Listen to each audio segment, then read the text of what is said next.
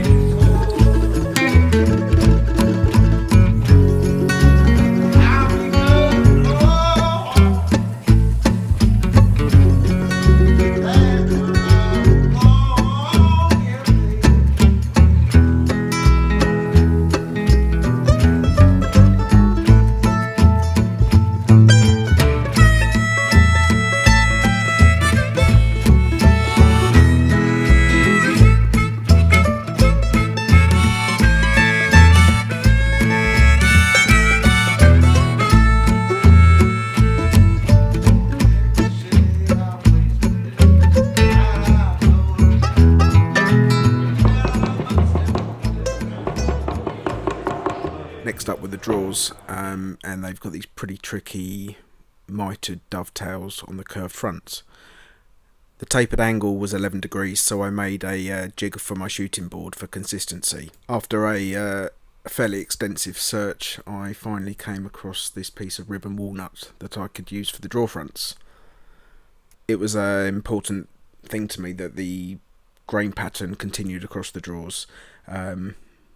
So that was something I really searched for when I was looking for this piece.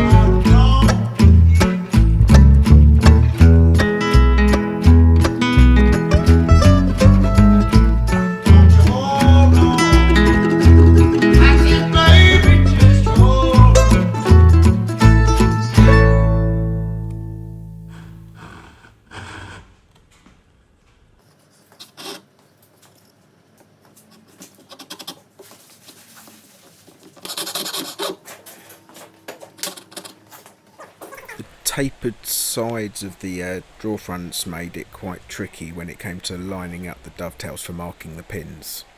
After a little while I found this method. Using the vise this way took the taper out of the equation really well.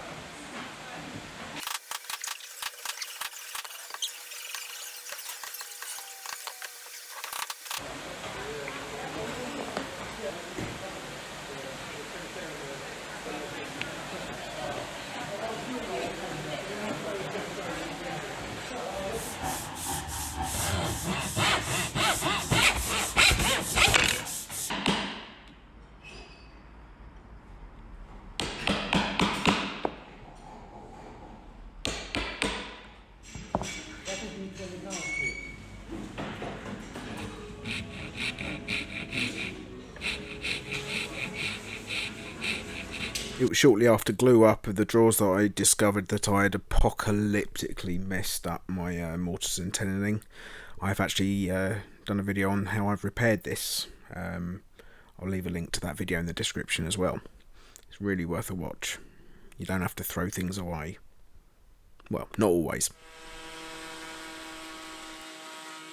We pick up the video now at the tail end of that drawer repair.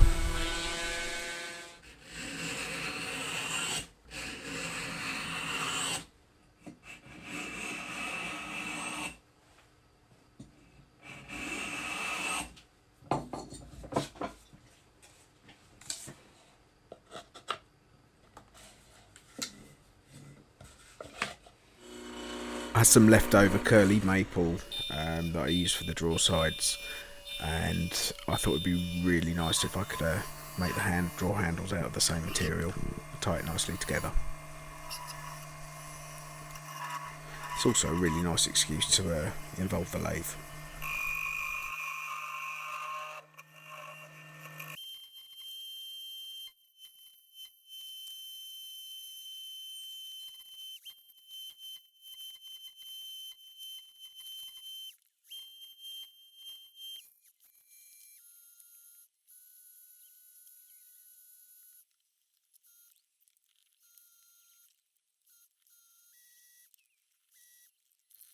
The final part of this build was the leg stretches themselves. I was lucky enough to have access to a CNC machine, so I designed these on Fusion 360, and then I used the CNC machine to actually cut out the form that I needed to create this shape.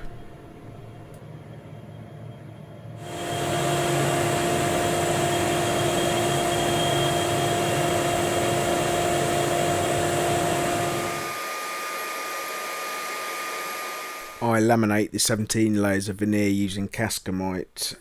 It's a resin based adhesive and it has a really long open time, so that makes life a lot easier when you're trying to get this into the form.